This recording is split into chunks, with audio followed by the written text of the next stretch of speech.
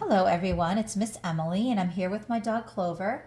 Today I'm going to share with you a favorite from my childhood, another one that my grandma Mauer got for me and my brother when we were little. This is called The Biggest Bear. Story and pictures by Lynd Ward. Johnny Orchard lived on the farm farthest up the valley and closest to the woods. On the hill behind the barn, Johnny's grandfather had planted a few apple trees. These were the only apple trees in the valley, and they were known as Orchard's orchard. Whenever Johnny went down the road to the store for a piece of maple sugar or something, he always felt humiliated. The other barns in the valley usually had a bear skin nailed up to the dry, but never Johnny's barn.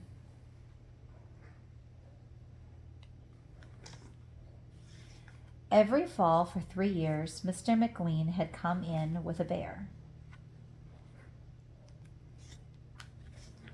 And one evening, Mr. Pennell had just stepped out to the edge of his nearest field and shot 3 in a row as they came heading for the tall timber.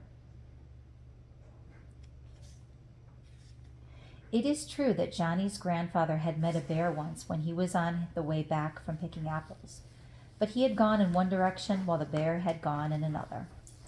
When Johnny had asked him why, his grandfather had said, "Better a bear in the orchard than an orchard in the bear."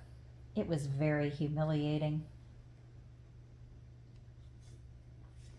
Johnny said, "If I ever see a bear, I'll shoot him so fast he won't know what hit him, and we'll have the biggest bear skin in the whole valley." After he had gone quite a way into the woods, he came to a place where there was a big stump.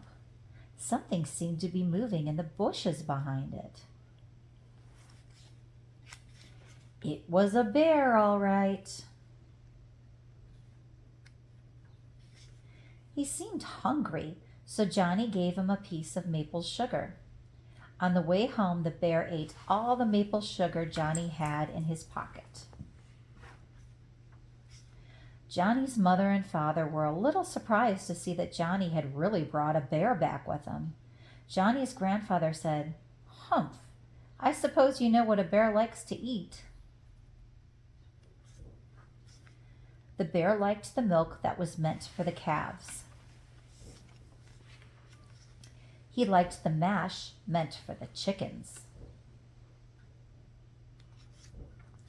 He liked the apples in the orchard. He liked pancakes on Sunday morning. And most especially, he liked the maple sugar Johnny brought him from the store. There was hardly anything he didn't like, and Johnny's mother got pretty upset when he started looking for things on the kitchen shelves.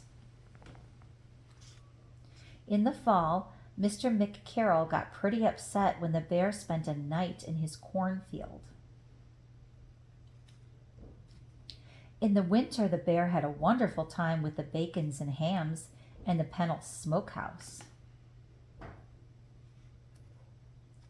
It was bad enough that he emptied all the sap buckets when the McLeans were tapping their maple trees in the spring.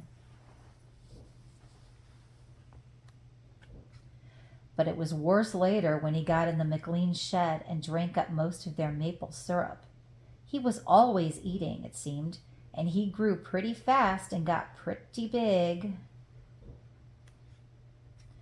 Finally, Mr. McLean started talking to Mr. Pennell. They both went to see Mr. McCarroll. Then they all came to see Johnny and his father. What they had to say about Johnny's bear was plenty. He was a trial and a tribulation to the whole valley. After the men had left, Johnny's father explained to Johnny that the bear would have to go back to the woods. So the next morning, Johnny and the bear started out.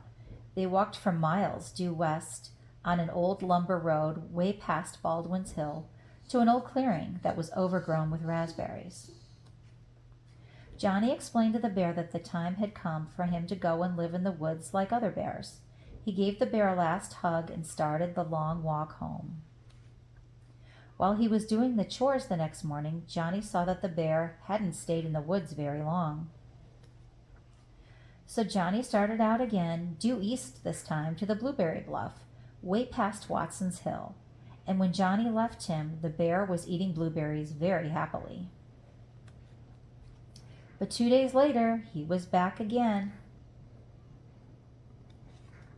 This time Johnny took him due south and got a boat and rowed 2 miles out in the lake and left him on Gull's Island, which is a pretty big island. But the next morning, there he was, not even very wet. Johnny and his father talked it over, and they decided there was only one thing to do. Johnny said he would do it. They didn't really have to go very far, but Johnny somehow kept on walking. They went north this time.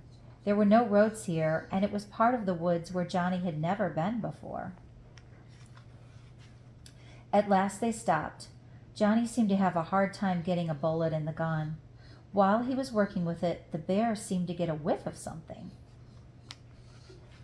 Without warning, he took off through the woods. Johnny went with him. They went through the woods so fast that Johnny lost his gun, but he held onto the rope.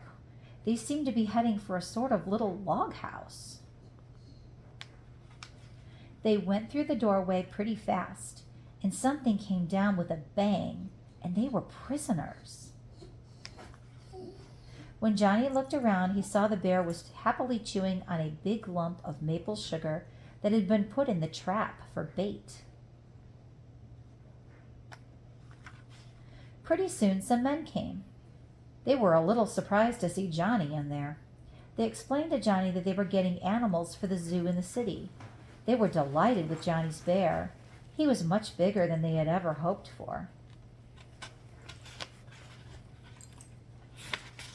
He will have a fine place to live and all he wants to eat, the men told Johnny, and you can come and see him whenever you want to.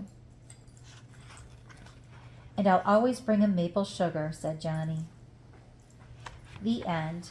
Thank you for joining me. Please click like and subscribe.